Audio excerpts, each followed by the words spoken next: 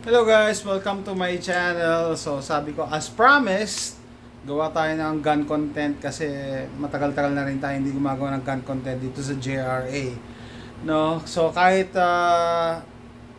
meron akong designated na gun channel which is the Tactical Adobo. Yung hindi pa nakasubscribe dyan, subscribe naman kayo. Wala pa tayong 1,000 doon.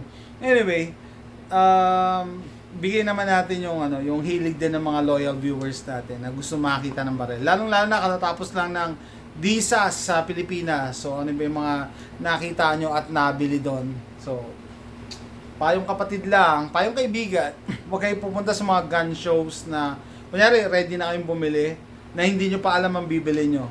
Now, do your own research.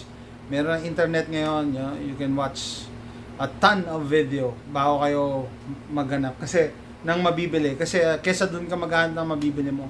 So pwede pumunta ka doon sa gun show, hindi ka muna bibili. Mag-research ka muna.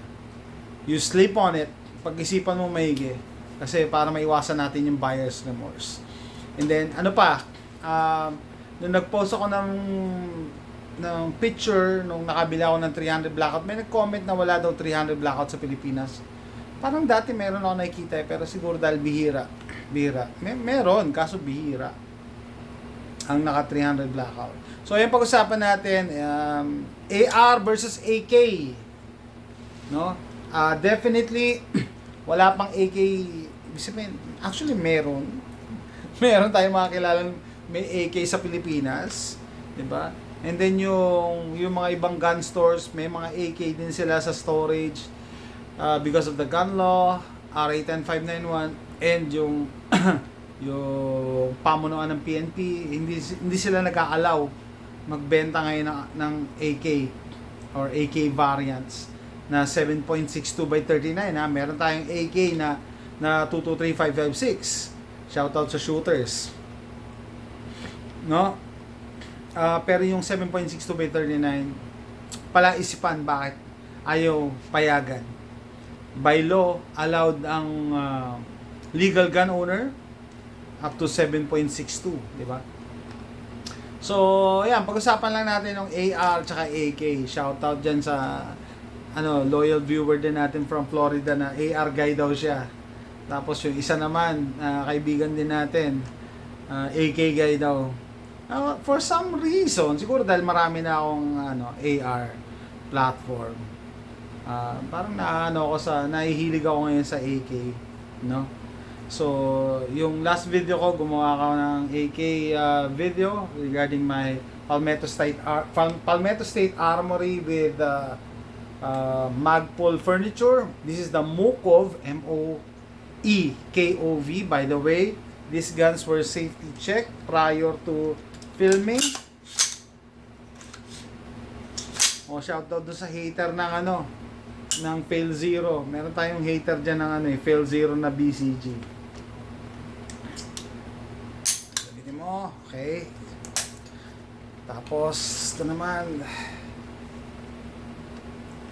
Naalala ko si Doc Lawrence sabi niya, kung iba daw, ganyan mag-charge ng AK. Siya daw, pwede rin ganyan kanya-kanya namang style. Ang purpose kasi kaya nagcha-charge ng ganito, para yung mata mo naka-focus pa rin sa target. Tsaka yung kamay mo nandito pa din. Okay. Yan ang purpose niya. Anyway, so yan clear yan. And if YouTube is watching, nothing is for sale in this post. This is just for educational purposes sa mga kababayan natin na mga gun enthusiasts and then gustong-gusto nakakita ng mga guns. Kasi pag nag-search ka ng mga ganitong topic online, usually mga Amerikano, lalo na ng mga puti, ang gumagawa ng mga ganitong klaseng videos. Konti lang mga Pinoy. So, hopefully na-appreciate nyo. So, AR versus AK, may kanya-kanya namang pros and cons yan. May good and bad. Wala talaga. There's no perfect gun na mahanap ka. And it doesn't mean the more expensive the gun, it's more perfect. No, hindi rin. May mga flaws din ang mga expensive gun. Example diyan yung SCAR. Ang reklamo nila sa SCAR, it's so heavy na ayaw nila gamitin sa field. I don't know, yun ang sabi ng mga operators. Kala mo may kilalang operator. Anyway, pag-uusapan natin ang AK versus AR. Mag-concentrate tayo ngayon sa bala. Sa bala tayo mag-concentrate. Gumawa na ako dati ng video comparison ng AK tsaka AR. Bala naman. Asan na yung bala natin? Okay. So, ito guys yung 7.62 by 39. At ito naman ang size ng 223 or 556. Kita nyo, mas maliit. Ibig sabihin, yung diameter, mas payat. Pero halos magkasing haba. Actually, magkasing haba sila eh. Halos magkasing haba sila. Mas payat lang yung 223, 556. Tapos, mas maliit yung projectile. It's a 22 caliber actually. 22 caliber yan. Yung 7.62 by 39, 30 caliber yan. Kita nyo yung diferensya. So, nung bagong salta ako dito sa Amerika, first time ko makakita ng 7.62 by 39 kasi nakabili ako ng SKS. Sabi ko, paano natin tatalunin yan? Eh, laki-laki ng bala. So, sa warfare, hindi naman the bigger the ammo, the better. Hindi naman. So, yun nga nakakatuwa sa nakakatuwa sa 223.556 kasi hindi niya kailangan magpalaki para matalo niya yung 7.62 by 39. No, sa size niyang yan, it is faster. Pagka mas mabilis ang bala mo, mas maganda ang penetration. And then, mas longer ang range. Bakit? Kasi kung mabigat ang projectile mo, mabilis bumagsak yung projectile. As in, kung baga ito, pababa na, itong 22 caliber, lumilipad pa. No, lumilipad pa. And then, so yun, penetration, at saka range, no? Ito naman, devastating power, devastation. Pwede kanyang, may nakita ko dating picture sa Iraq War, yung US soldier, natabas yung laman niya dito eh. Hindi natin pwede pakita sa YouTube yun. No? Kasi mataba siya eh. Tapos, ay, ano ba to? Solid pala to. Meron ako mga hollow point na ganito. May hollow point na mga rifle rounds. So, ano mas maganda? Well, napatunayan na rin yan na mas maganda yung 223.556. Hindi niya kailangan na mas malaki kasi mas longer ang range. Ano ibig sabihin? Kaya nitong umabot ng 400 yards. Samantalang ito, max na yung 300 yards. Max na, ibig sabihin, sa average na 16-inch na barrel.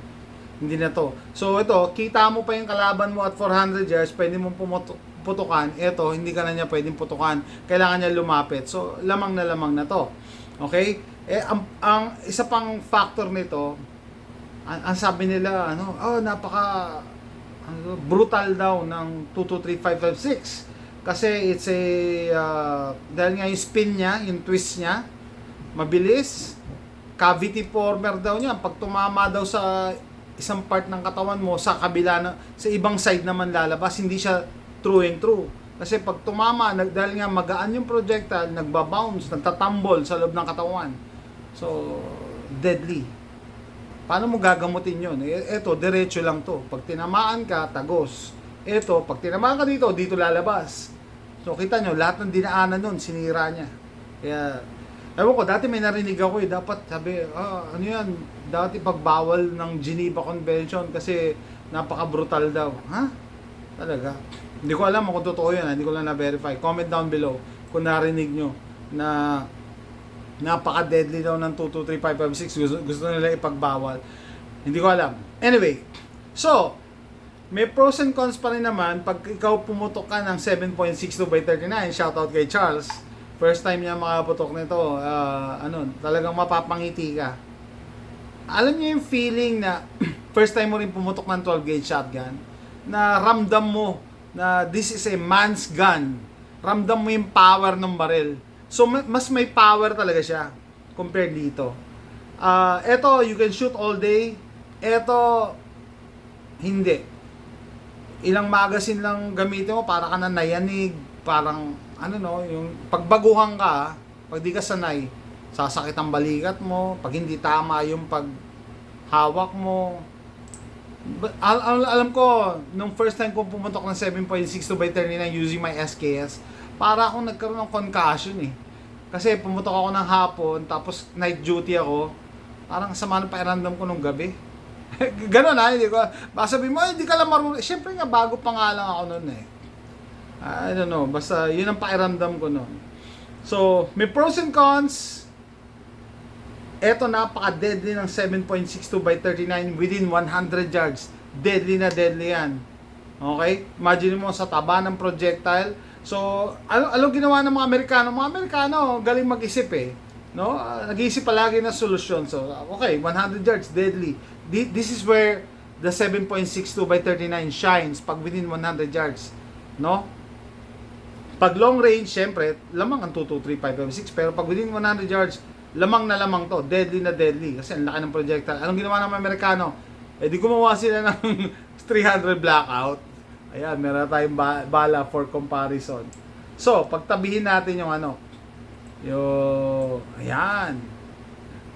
Pagtabihin natin. So, 7.62/39 AK, 300 blackout AR, and 223.556 AR. Yan po ang comparison nila. So, ang daming fans nung lumabas yung 300 blackout, ang daming fans ng 300 blackout. Bakit? Kasi ang daming benefits eh. Gagamitin mo yung yung same lower ng AR, gagamitin mo yung same lower ng AR, gagamitin mo yung same na BCG, bolt carrier group ng AR. Tapos same magazine ng AR na 5.56.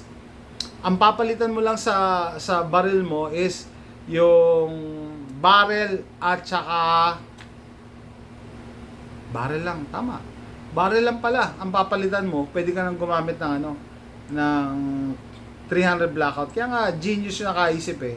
So, sabi nila, nag-excel lang 7.62/39 sa malapitan, lalo na close quarters. Ang laki ng projectile niyan, no?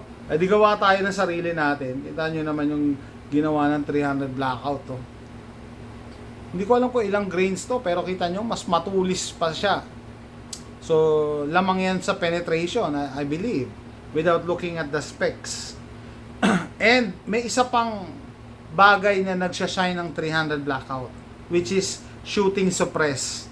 Ito yata yung pinakatahimik dito sa tatlo pagka sinuppress mo tong tatlo. Etong 300 blackout. Plus may other options kasi for powder charge, yung availability. Talagang dinesign nila to for suppress firearms. Close quarters combat suppress. Naka-design to, perfect. No? So for suppress, dapat gamitin mo short barrel. Huwag ka gagamit ng mga 16 and above. Kasi kaya ka nga bumili ng ganito for suppression, di ba? Di ba? So, ibig sabihin, kailangan subsonic yung bala mo. Dapat hindi siya mag-dwell too much sa barrel para hindi siya mag-supersonic. Kita niyo yung comparison. So, ito, yung 300 blackout, although meron na akong 7.62/39 na rifles, rifle lang pala, tsaka pistol. Okay? Bumili pa rin ako ng 300 blackout. And I think ito i-designate ko na na home defense gun ko. Okay? Kasi nga maganda siya i-suppress compared sa 223-556. Mas malakas ang knockdown power and mas tahimik kung isusuppress. So, siguro sasabihin nyo, bakit nila lang yung 7.62/39 ang isuppress mo? Kasi nga limited ang bullet option ng 7.62/39. Lalo ngayon, merong ban on imported ammo from Russia. Bihira ngayon ng 7.62/39. Tapos lalong-lalo na, bihira yung subsonic. Kung makakita ka man ng subsonic na ganito, mahal. At least ito, bumababa ang presyo kasi dito lang to eh. So with that, pakita ko na rin yung ito yung designated ko na ano.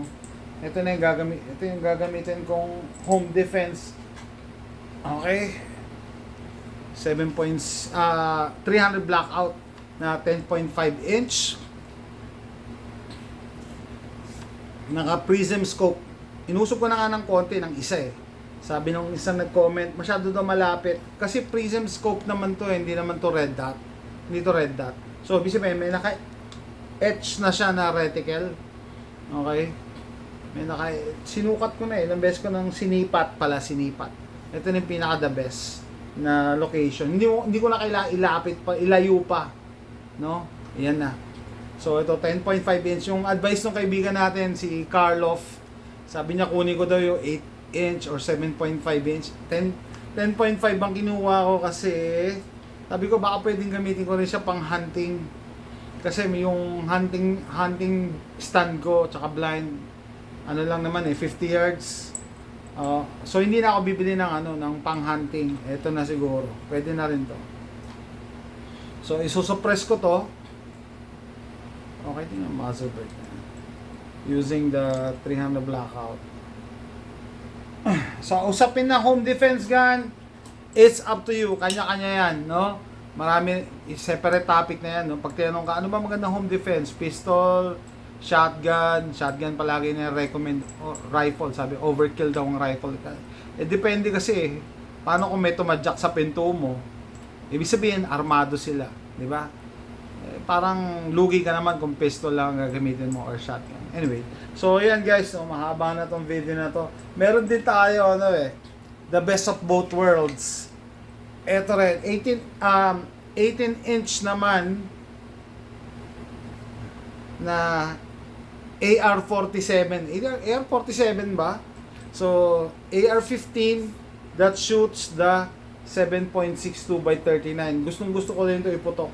It has the power of the 7.62 by 39, pero meron siyang, ergonomics ng AR-15. O shoutout yung kaibigan natin si JR. Binigay niya sa akin tong Monstrum Tactical na optic bago siya umalis, bago siya lumipat.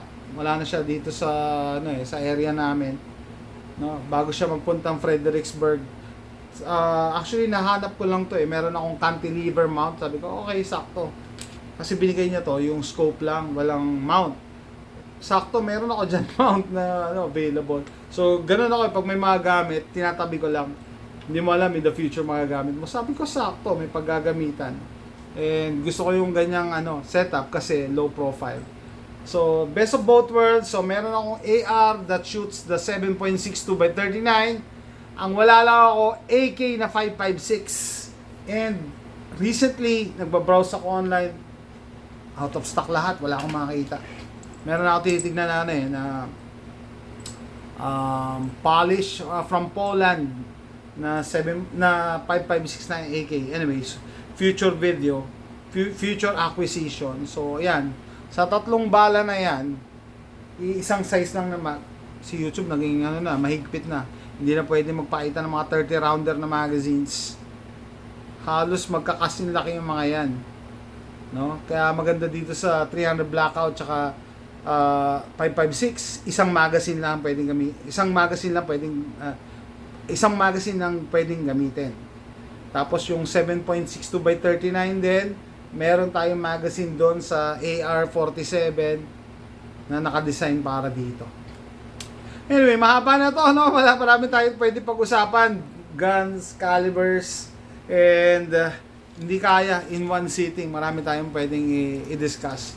So, hopefully, na-entertain kayo or may natutunan kayo. Lalo sa mundo ng firearms, sa mundo ng rifle cartridge, and rifles in general. So, i-like, share, and subscribe naman dyan para makagawa tayo mas maraming video. See you next time. Bye.